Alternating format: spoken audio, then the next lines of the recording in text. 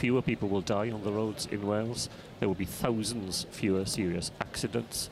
We will save the time and the money of our emergency services, and all we ask in return is for people to drive a little bit more slowly than they otherwise would. Times Radio's political editor Kate McCann is here. Morning, Kate. Morning. We've also been joined by the Welsh First Minister Mark Drakeford. Morning, Mark. Good morning.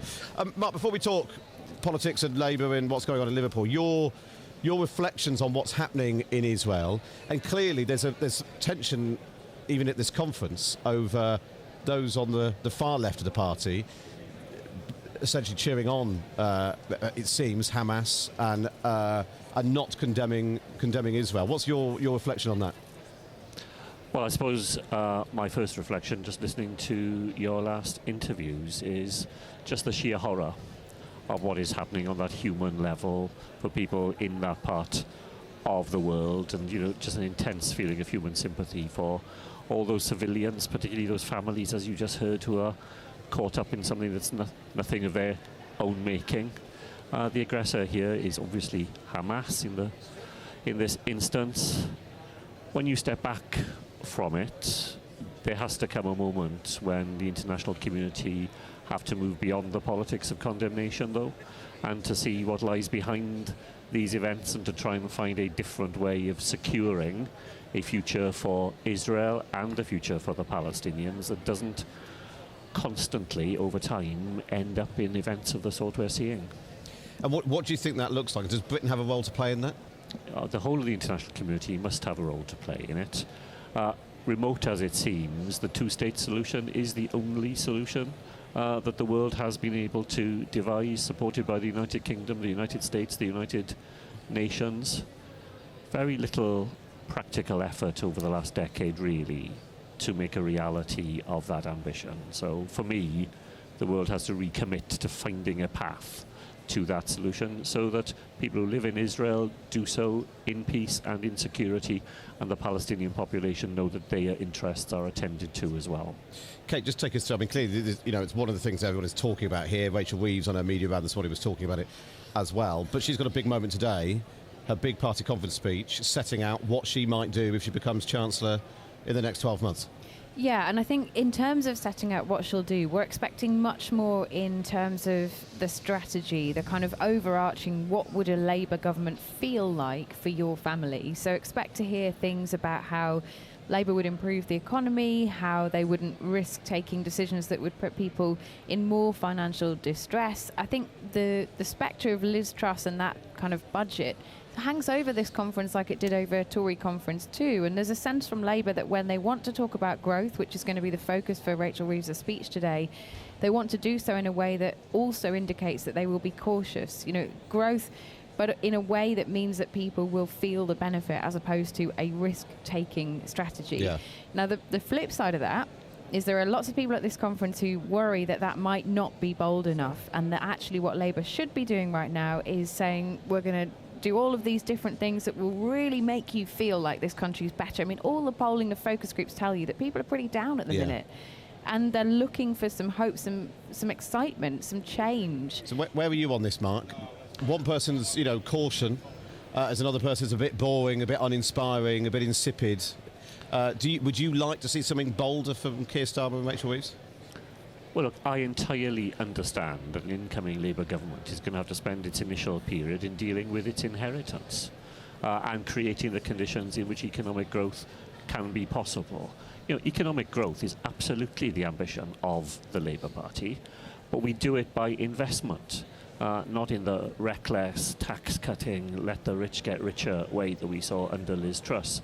I don't think people are looking for the sort of excitement that we saw with successive Conservative Prime Ministers coming and going in such rapidity.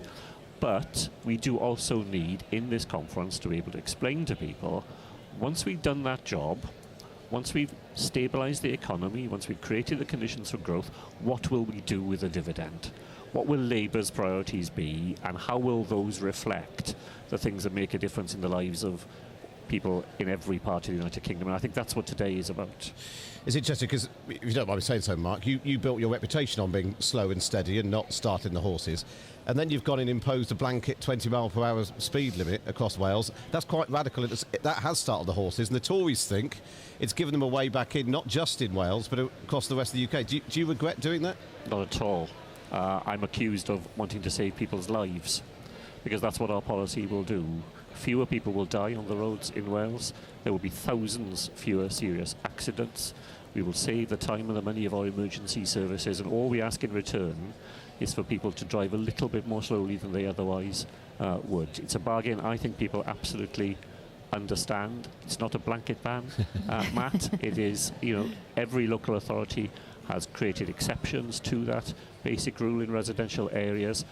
And the early evidence is that people in Wales are observing the new rules, and we will see the benefit of them. Have you been surprised by the backlash and the attacks on you and the threats personally that you've received? Well, look, there is a group in our society which, occupy a sort of conspiratorial, far-right view of the world. These are the same people who are against vaccination. These are the same people who think that the big state is peering at them through their letterboxes and so on. And they've latched on to this issue. It's not where the bulk of the Welsh population is. I sometimes try and explain to people where Welsh preoccupations really were. So last weekend, about 200 people turned up to a demonstration against 20 mile an hour. Every conspiracy theorist you can imagine was there. Plaid Cymru held a rally for independence in North Wales.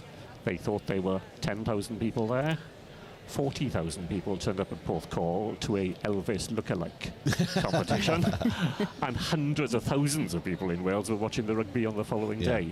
If you want to know where people in Wales really live their lives, it's that Elvis. Tells you where.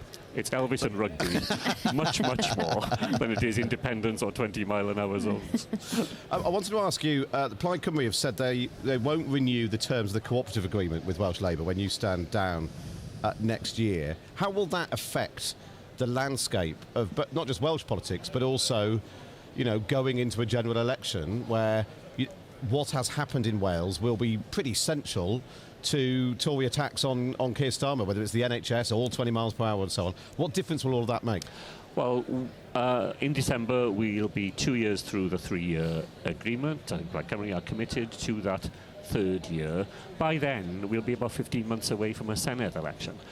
I would never have expected them to want to renew a formal cooperation agreement in those circumstances, because all parties will be gearing up for another election. We have 30 seats out of 60, so we've always got to work with somebody else, and always have done, and I'm sure we will continue to do that, even though we won't have the formality of a written agreement with specific things that we work on together. Mark, as you're here, and you have a reputation for a steady hand on the tiller in Welsh politics. Are you ready for this? Would you like to have a go at our steady hand buzzing game?